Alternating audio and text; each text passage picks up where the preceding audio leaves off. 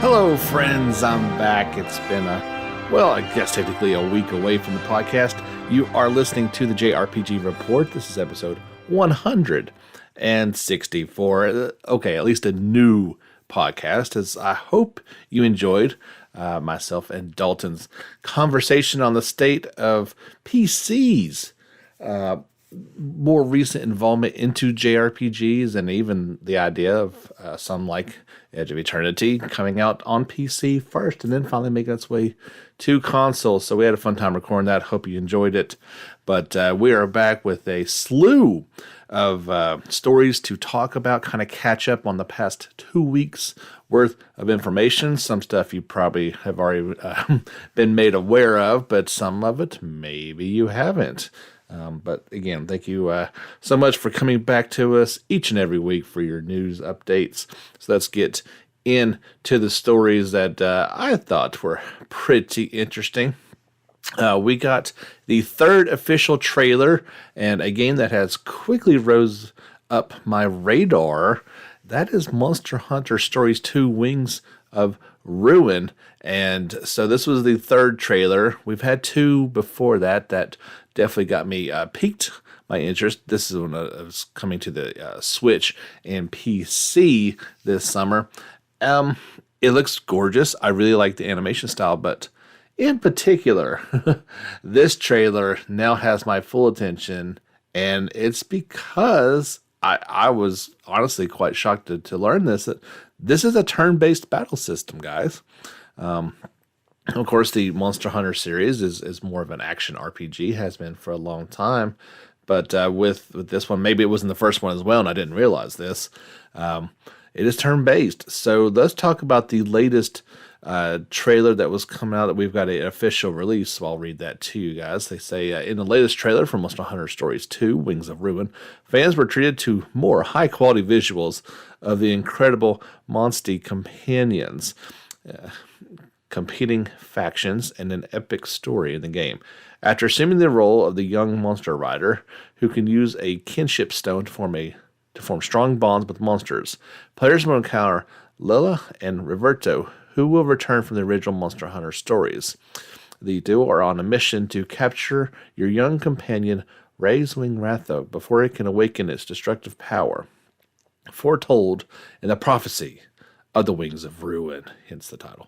Hot on their heels are a group of hunters and riders who seek to capture the Raisewing Ratho for their own nefarious purposes.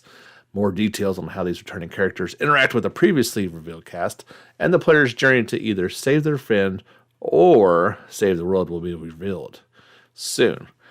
Following the new trailer, the digital event provided first details on the strategic elements underpinning the turn-based combat in the game.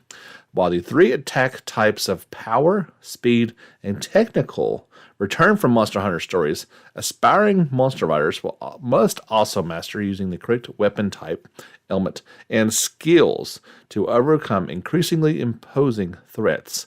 By learning the fighting style of the individual monsters, players can counter incoming attacks by selecting the correct attack type. Additionally, they can stop enemy monsters in their tracks by targeting and breaking specific body parts, as well as team up with their Monstie to perform powerful double attacks. Riders can also join forces with their monsters and other battle buddy characters to unleash devastating kinship attacks that can change the flow of battle. So there you go. Like I said, I was piqued in my interest for this one anyway, and as I've publicly stated time and time again, if you give me a turn-based battle system, you got my interest. And we can go one of two ways after that, but that is a sure sign to get me to at least want to check out your title. No matter really what the quality of it is, I'm willing to put up with a lot of things if I can be turn-based in my battles. This one, I really think it looks amazing for a Switch. I would have to at least wonder in the footage shown if this is PC footage or if it's Switch footage. We obviously know the differences in the capabilities of those two pieces of equipment. So I would be interested to see exactly how good it does look on Switch, which is what I would be playing on. But when games are developed specifically for it, kind of like this one, they do tend to look pretty decent.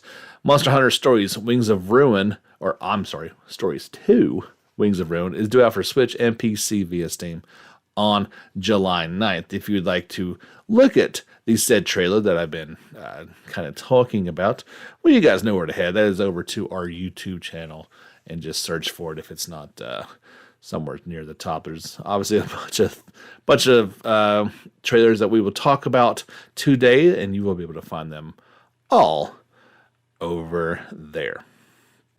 One of, if not the biggest abilities, as well as borrows pyrokinesis from Hanabi to deal more damage to the oil-secreting monstrosity called the Slippy Chinnery.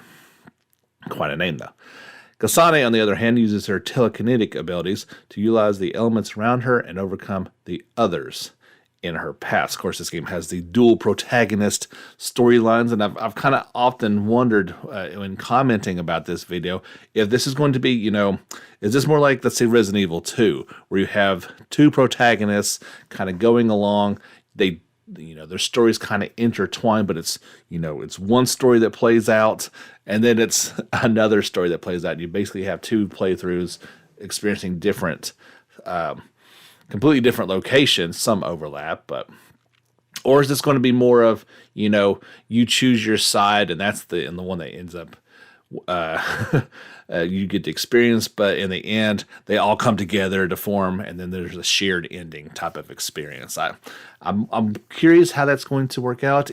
Or is this like an opposing faction to where, one side or the other is going to win out, and you choose, obviously whoever one you choose would be the one to win. I'm very curious about this game. There was some comments in terms of like, they do a lot of, your companions speak a lot. So hopefully there's an ability to kind of turn that down or even maybe turn off altogether. There are some strong similarities between this one and the upcoming Tales of Arise. Obviously, they're both Bandai Namco, and they're more on the heavy action side of the JRPG scale. But I think the game looks incredible. I'm really kind of looking forward to it. As I've stated before, I would need a PS5, I think, to really enjoy this one to its full capabilities. But people are pretty excited about it. I feel like this one kind of, stayed under the radar just a little bit. And as we've gotten much, much closer to it, we are, in fact, the hype is building, as they say, as we get closer and closer to its release. It's, of course, June 24th in Japan, and then the next day, June 25th, worldwide, coming out for PS4, PS5, Xbox One, Xbox Series, and PC via Steam on the 25th of June worldwide. If you've not already done so, don't forget you can follow us, all these stories that we talk about, on our social media channels, either on Facebook or Twitter under JRPG Report. And if you haven't yet, I would really love your subscription on YouTube. I think at last count we're at 920. So if you didn't already know, I've got the required amount of hours viewed, but you need 1,000 subscribers in order to reach YouTube's monetization levels. And I'd love to get a few pennies each month from YouTube. That would be awesome. So the way you can do that is hitting the like and subscribe. Or if you'd like to do so directly, you can follow the links in the episode. We take financial support either via Anchor. You can do so just directly through PayPal. Just send it to James Fisher Productions, FISHER, @gmail.com. Or we even have our Patreon page. So if you'll search for JRPG Report, there's different levels of support you can give there. I would greatly appreciate it. Our next story, let's just say, okay, so we all know the next Legend of Heroes, Hajimari no Koseki, been out in Japan. It actually released August 27th of 2020. And while we still have no information about the Western release for this game, nor even confirmation from NS America that it's in fact coming, the next step could be the fact that Clouded Leopard Entertainment, who handles the other Asian releases of this one. NIS America gets the Western releases for this one. Falcom does in Japan, and then Clouded Leopard Entertainment does. So you like China and the other Asian countries, Korea, all that area. Well, they have announced that the Switch and PC versions of Hajimari will launch on August the 26th in Japan and the Asian areas. Clouded Leopard Entertainment announced. So that's almost exactly, it was one day off of being a full year behind. Like with the other titles here in the West, we've seen about a 5 to 6 month delay. This is a full year. So all that being said, the big news, which you really want to hear, and I can't tell you anything about, is when this game is finally coming to the West. Obviously, this is a good thing that this is coming out to maybe put some more pressure on NIS America to say, oh yeah, by the way, we are working on this game and it's coming. You guys know as soon as I hear that information, it's going to come your way. It, of course, does give anyone out there more time to catch up to this 10th installment in this Legend of Heroes timeline. They are lengthy games, but I would absolutely recommend you playing the 4 that are readily available on Steam. Well, you can get them all on Steam, but for PlayStation and Switch, which are the Cold Steel titles. The other ones would help in your experience for sure, but not everybody has the ability to play them all. Maybe just a modern console, so that's the way I'd recommend. But yeah, as soon as I hear something, I'll let you know. What I'm kind of hoping is if we haven't by then, we will hear something at E3 2021, which is going on June the 12th through the 15th as a digital-only event. I don't have confirmation that NIS America is going to be there. The ones we do have confirmation for are Bandai Namco. Let's see, I'm reading through these for ones that appeal more to us. Perhaps Sega, Square Enix, Xseed Games. So that joins Capcom, Konami, Nintendo, Microsoft, Ubisoft, Take-Two, Warner Brothers. You've got Gearbox, Freedom Games. There's a whole list of exhibitors that's going to be there, and being digital only, there'll be lots of trailers and interviews and all kinds of fun stuff for us to dissect. But yeah, that would be a pretty good opportunity for an announcement of that kind, and I'm sure plenty of other ones. Speaking of giant video game festivals, we had previously reported that Gamescom 2021 was going to be a, quote, hybrid event with, I would say, most events going on digitally, but there were going to be some hands-on, actual convention ideas going on. That is not going to happen. It is going to be digital only. The organizers announced recently. This is going on for 2, I guess it's 3 days. It's August the 25th, 26th, and 27th. They say, well, you can already guess it why. It was, they just said, considering too many companies are unable to participate in physical events this year due to the still difficult environment. I know our friend Hans, who's over in that neck of the woods, he displayed some great dismay at that idea. I did reach out to him to see how that situation was over there, kind of on the ground, but I haven't heard anything back. So Hans, if you're hearing this, maybe chime in, let us know how things are going. It's certainly dismaying.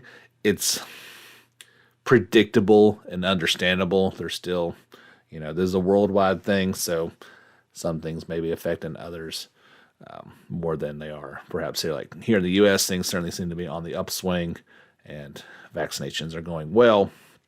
But, if you're going to have a giant worldwide event like this, you kind of need everybody on board, and they just decided, we're just going to go on the old digital format, which is sad, but it is necessary kind of thing. I've got a release date for you guys, and if you've been looking forward to playing the KUNI Presents NIS Classics Volume 1. You don't have too much longer to wait. I guess a few more months. I guess it is a bit longer than I thought it was going to be. Anyway, it will launch for the Switch on August the 31st in North America, September 3rd in Europe, and September 10th in the Oceania countries. If you just want to get it by itself, Soul Nomad and the World Eaters will launch on PC via Steam August the 31st. Worldwide publisher, NIS America. So, of course, this First Classics Volume 1 collection has Phantom Brave, the Hermeta Triangle remastered, and the aforementioned Soul Nomad and the World Eaters. That's pretty cool stuff. There was a spotlight trailer that NIS America released for Soul Nomad. If you want to check that out, you can do so on our YouTube channel.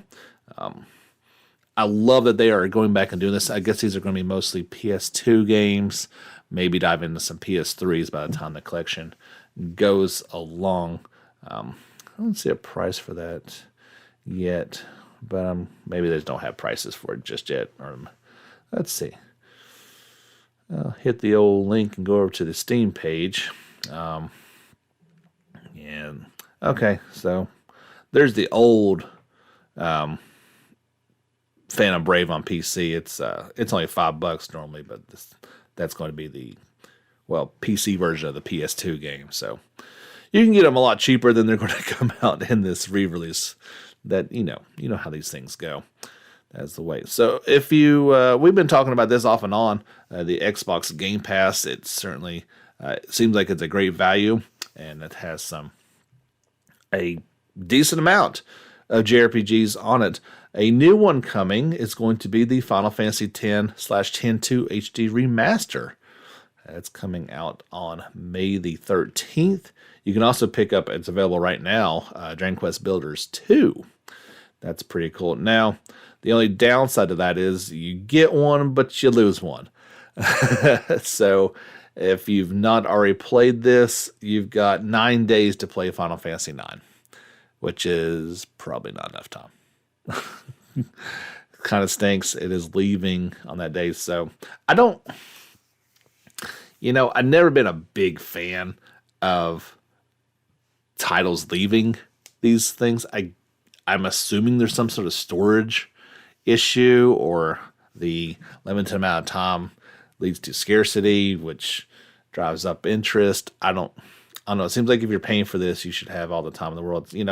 It's kind of like if you were a PlayStation Plus subscriber and you didn't have access to all those free games, but they're only on there for a certain amount of time. Yeah, that would probably rub me the wrong way. I guess it's just one of those things. But overall, it does seem like a really cool service, a good value, and yeah, you get two great JRPGs coming at some point in time. I've been very, I've told you guys I'm playing through Tales of Berseria again. I mentioned before how much I really wanted to replay that game. Coming out in 2016, it had been a while. It was still half fresh on the memory, but one of the ones that at the top of my list of want to replay games. I don't usually do that. I usually play through a game once, and then I'm done with it. So I've been enjoying my replay of that. Another one that keeps kind of popping up in my head that I want to replay is both 10 and 10-2. And partly because I keep seeing that really funny meme. I don't know if you guys have seen it, but it's the person lying, trying to go to sleep at night, and the brain talking to them. There's several variations of it, but the one is like, "Hey, do you know what Final Fantasy released 20 years ago?" And the person falling asleep was like, "Yeah, that was probably one of the Super Nintendo ones, right?" And the brain's like, "No, it's Final Fantasy X." That's crazy, right? I mean, Final Fantasy X came out 20 years ago on PS2. Yeah, well, we're getting old. And that's okay, because it was still a great game. And obviously, you can play that on nearly every system under the sun. It has been released, and I want to see how good it looks on my PS4. But that's another deep dive for another day. 2 pieces of Ni no Kuni news. The first one, there was a new trailer for the upcoming Ni no Kuni Crossworlds mobile game. They call it a story trailer. But since, unless you speak Japanese, you're not going to know what story they're talking about. It does show a little bit more things that we haven't seen, including a human-looking character that, minus the ears, the cat ears, looks like an adult version of Evan from KUNI 2. It is strikingly similar to what you would imagine he would look like as an adult, but I wouldn't guess that he could be. That wouldn't make any sense. But anyway, the game is coming soon. Pre-registration is available in Japan, South Korea, and Taiwan, as well as on the official website, I guess, for the other countries, perhaps. A release date has not been announced yet, but the App Store listing is saying June 30th release date for that. So we'll wait and see if that comes to pass or not. But if you're curious about this one, you can check out the trailer for it. The other bit of news, and this was rated by the ESRB, so that's actually how we found out about this, that Ni no Kuni 2 Revenant Kingdom Princess Edition is coming to the Switch. I don't think anybody knew this would happen. Obviously, well, thank you, Creative Cloud Update. That's great. The first one is available on Switch, so it kind of made sense this one was coming, but I was not aware this was in the works. So we're talking about, Ni no Kuni 2 came out 3 years ago, back in March of 2018. The Switch version is yet to be announced, but the ESRB is not going to be rating games that are not coming out. They don't really do that. So we've still not got any official trailer or announcement or anything like that. Maybe that's coming at E3 type of deal, or a Nintendo Direct. I guess maybe they may preempt that. But yeah, that's good news. Ni no Kuni 2, that's a love-hate relationship for me. I know a lot of you guys probably liked it, but I feel like I liked the first one too much, and the second one changed too much for me to fully fall in love with it like I did the first one. It certainly had its positive notes, but I feel like the negatives kind of dragged it down a little bit, and that's kind of sad. But it's coming to Switch. As soon as I hear an actual release date for it, I will let you know. This one was a first announcement that Spike Chunsoft has announced the 3D action RPG Made in Abyss Binary Star Falling into Darkness. That's quite a title. For PlayStation 4, Switch, and PC via Steam. It will launch both physically and digitally in North America, Europe, and Japan in 2022. I think this is based off the manga. Made in Abyss is a fantasy manga made by, Takahito Kikuchi. I probably butchered that, I'm sorry.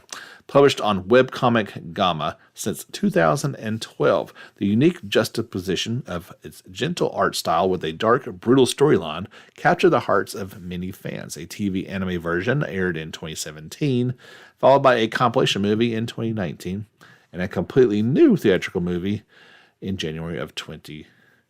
A sequel to the anime series was also announced at that time, promising more. So this is the game based off of all of that.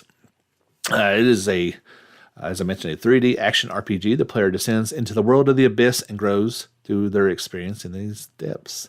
The player can relive the experience of the anime in story mode, as well as explore an original story supervised by the author. Fans are sure to enjoy the dark fantasy elements that remain true to the unique flavor of the original work. Many characters from Made in Abyss appear as well, and event scenes are fully voiced by the cast from the anime. I love it when they do that. It seems weird when they don't. Made in Abyss, Binary Star Falling into Darkness, original story takes place many days after Rico and Reg depart for the Abyss, the world's sole remaining unconquered chasm. The Abyss is a stage where many adventures are born. Is a stage where many adventures are born and disappear. So the story is to be told of the adventure of a nameless cave raider in the Abyss. A teaser website popped up for it with some first images as well.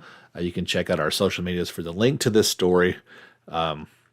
Or if you are watching this on our weekly video podcast on YouTube, you are seeing those images right now, or maybe already seen them. So yeah, it's a cool idea. I'm not familiar with this series. I'm not, as I said before, I'm not huge into anime, so not surprising I wouldn't know about it. But if you are a fan of this one, you got a game coming out sometime in 2022. There was also a new trailer released for the upcoming game, The Wicked King and Noble Hero, called the Read Aloud trailer.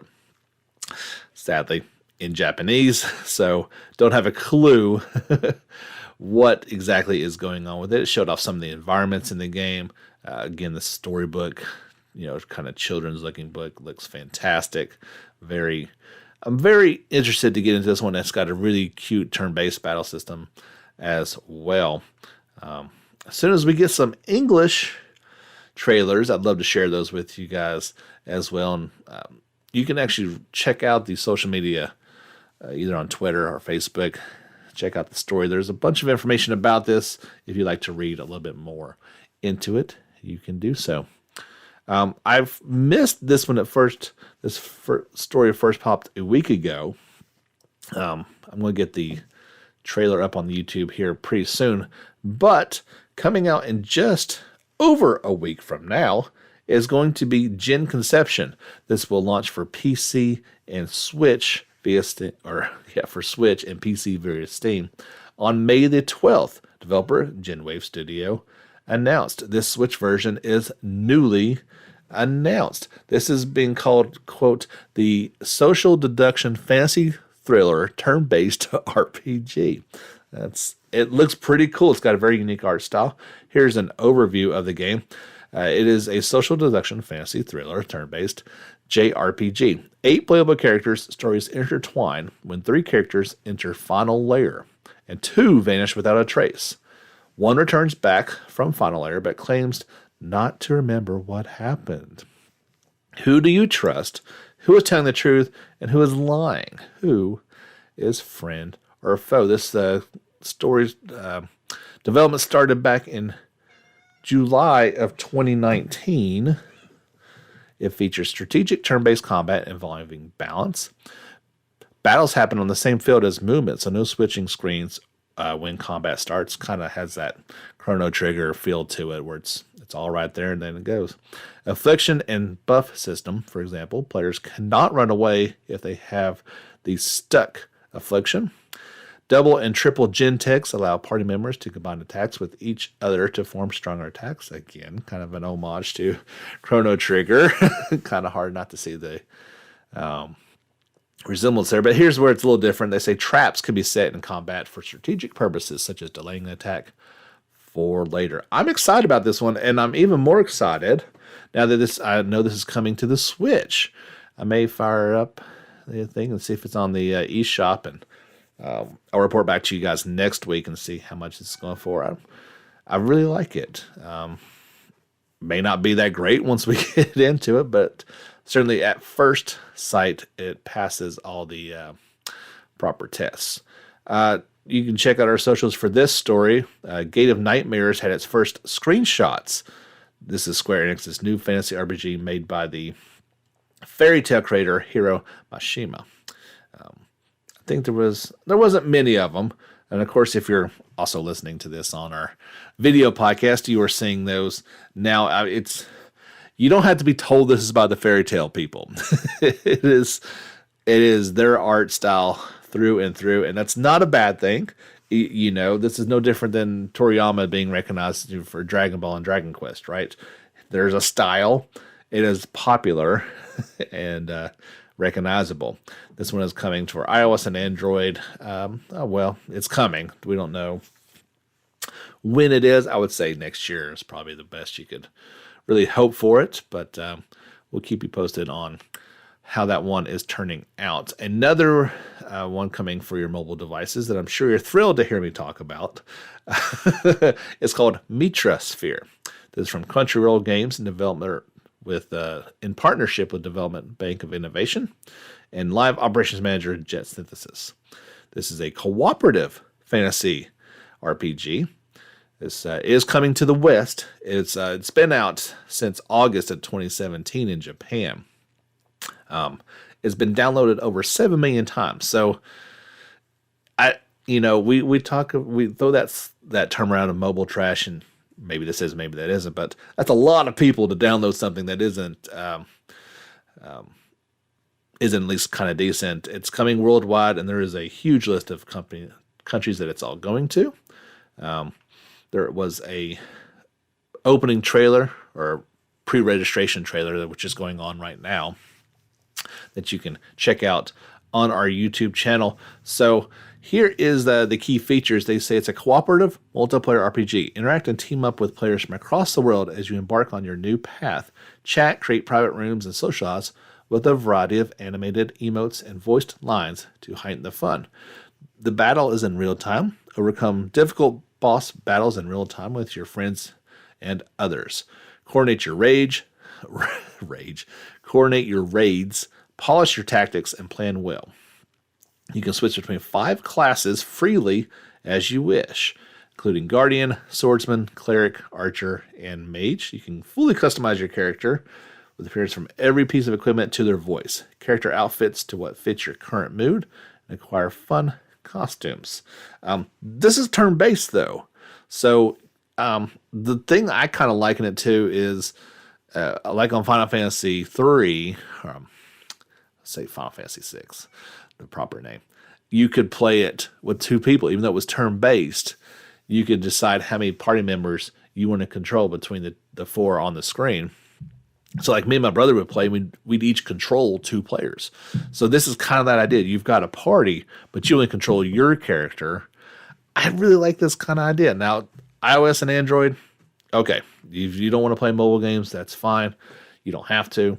There's millions of other people that do, and I like this idea. I'll probably check it out. There's no release date for it yet, and actually the iOS page was still not even active as of this came out yesterday, but I may give this a shot. We will see how bad it really is.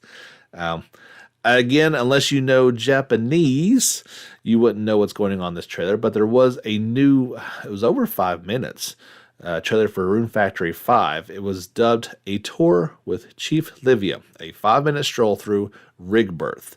This is from publisher Marvelous and developer Hakama.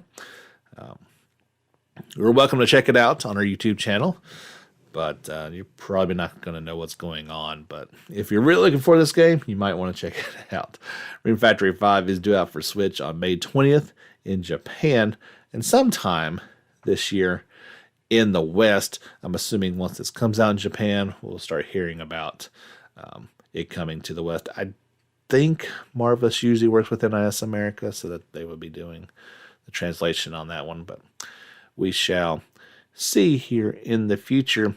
Got some numbers to throw your way, some of the recent games that have come out. Well, this one's not has it not come out yet in the West?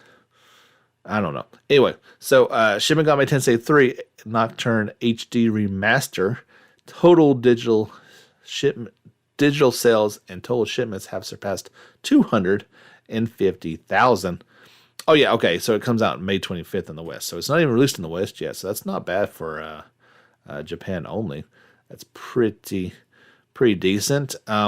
We finally got the first numbers for Atelier Ryza 2, and that is at 360,000 worldwide. So the last number they had was 150,000 back on December 9th. So that would indicate about 200,000 have been sold, 210,000 since then in its Western release. So I would say that is a success as far as they are concerned. Typically you want to look for millions in sales, but this one's a little more niche, so it's not going to be quite that high. But that's some good numbers to say this. You would want your numbers to be somewhere around Monster Hunter Rise numbers, right? If you are development, you are shooting for this one. They have now surpassed 6 million units shipped worldwide since its March 26th release. Not bad. Considering it's only on the Switch, it's really not bad. That's a lot of units to ship out there. And 1.3 million units have been sold for Persona 5 Strikers. Now that's not bad at all. I don't know how many it was in Japan only, so since it's Western release, it's bumped up quite a bit. As I talked about on this game or on this podcast, I quite enjoy this experience in this game. The story was great and worth every bit of any frustration I felt with the battle system. It was, a little too frantic for me. I had to put it on easy mode, but a awesome experience that I highly would recommend anyone to play if they haven't already. Got two last stories to pass along to you guys. The first is a trailer that you would perhaps like to check out as well. It is from the upcoming turn-based RPG called Oddventure. We briefly talked about this a while ago when it first got kind of announced. This is from publisher Pineapple Works, developer Infamous Rabbit, and it draws heavily inspiration from Earthbound and Undertale. This is coming to Switch and PC via Steam in Q3 2022. You can check out a demo right now on Steam if you'd like to. And starting today, a Kickstarter campaign has been started to fund the game's development. Here is a quick overview that you can check out as you're watching the trailer during our video podcast. Oddventure is a JRPG where you play as Charlie, a nihilistic and rebellious teenage girl with anger issues and social awkwardness. You search for troublesome brother Bonzo, who is looking for a way back home. The setting for Charlie's misadventure is the Kingdom of Luxia, a land taken straight out of the original Grimm Brothers fairy tale with a dark twist. Here are the key features. Meaningful choices. Every decision matters, sometimes in the most unpredictable ways. It's a friendly JRPG where nobody has to die, but can in a horrible way, they say. Countless hidden secrets, references to pop culture and fairy tales. Bittersweet comedy mixed with some coziness and dark humor. Frog milk is the currency of the game. That's gross. And a life-changing gaming experience. I'm really excited about this game. Love Earthbound and welcome anything that uses that game as inspiration. And got a while to wait, though. That Q3 2022, that's when Eden Chronicles comes out as well. So that's shaping up to be a fun time. Yeah, that's, this year's been great. It's going to be still lots of things to come out for it. It looks like 2022 is shaping up to be pretty amazing as developers have had plenty of time to work on the next-gen consoles. Long-staying projects are finally going to get released, but I think next year is going to be pretty amazing. This one's been awesome too, but we got a lot to look forward to. Final thing I want to talk about is an interview with Final Fantasy VII Remake co-directors Naoko Hagamuchi and Motomu Toyama. They discussed the role of Yuffie in the upcoming episode Intermission, including with the remastered release. And the first question was, why do you think Yuffie is such a popular character? Toriyama's answer was, in the original Final Fantasy VII, Yuffie was the type of person who would appear whenever and wherever and whenever she pleased, and you never know whether or not she was going to join you. Even if she does join you, you could never let your guard down because you didn't know when she'd steal your materia. That makes her quite different from your other allies in the fight against Shinra and Sephiroth. She's always after materia, honest about her desires, and never afraid to show that. It's that combination of traits that leads to an unpredictable and unexpected twist. I think that's one of the reasons she becomes such a popular character. They ask, how does the Yuffie we meet in Remake differ from the original game? It's very much the same Yuffie, Toriyama answers, we all know and love that appears in Midgar. She's still elusive and still does things at her own pace, but she's also fired up by her desire to exact revenge for her homeland of Wutai and to execute her mission as a ninja. Hamaguchi adds, when I think about Yuffie, the first things that come to mind are a materialistic materia hunter who's not comfortable or proficient with vehicles. Materia is Yuffie's motivation, and I was mindful to bring that aspect of her personality to the forefront in every part of the new episode. from the story to even the mini games. The next question is, oh no, does that mean she's going to steal our stuff in the new episode too? Toriyama laughs, says yes. In the original Final Fantasy VII, she caused quite the hassle because she stole her allies' materia. Don't worry, in the new episode, Yuffie's the protagonist, so rest assured, you won't have to worry about your valuable material again taken away. Hamaguchi adds, actually, we'll be introducing some new materia that wasn't introduced first in FF7 Remake. That's pretty exciting. Next question, Yuffie does sport a new look through her Moogle outfit. Why is she dressed like that in the new episode? Toriyama answers, actually, the Moogle hood draws reference to the time we used it in Dirge of Cerberus, Final Fantasy VII, and Yuffie wears it when she is on a covert mission. She might think she's perfectly disguised, but it actually makes her stand out even more in Metropolis like Midgar. I feel that's just, quote, very her, and probably why I like it so much. And the last question is, so what can we expect from her in episode intermission? And Hamaguchi answers, the new episode takes place at the same time Cloud and company are continuing their fight in Midgar. The story follows Yuffie on her mission as a ninja operative, tasked with stealing valuable materia from Shinra. Our goal was to present players with a story that leads up to Yuffie's later encounter with Cloud and his group. In addition, the new episode was a big opportunity to dig into the deeper lore of Final Fantasy VII. And he finally says, I would definitely encourage people who have played Remake to experience it when they complete the game. I think they'll really enjoy it. Final Fantasy VII Remake Integrated, including episode intermission, is due out for PlayStation 5 on June 10th worldwide. So that's fun stuff.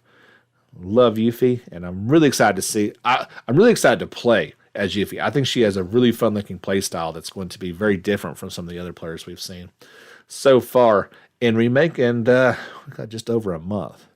So I'm going to have to buckle down and really find that PlayStation 5 or win the lottery of PS5, I guess is a better term for it. You had to be online at the right website at the right time. It is crazy times to try to find a console in 2021. So that's going to do it for episode 164, your JRPG report. We'll be back next week with more fun news and things to chat about. My name is James Fisher, and thanks as always for checking us out. We'll see you guys again next week, but don't forget, get back out there and level up.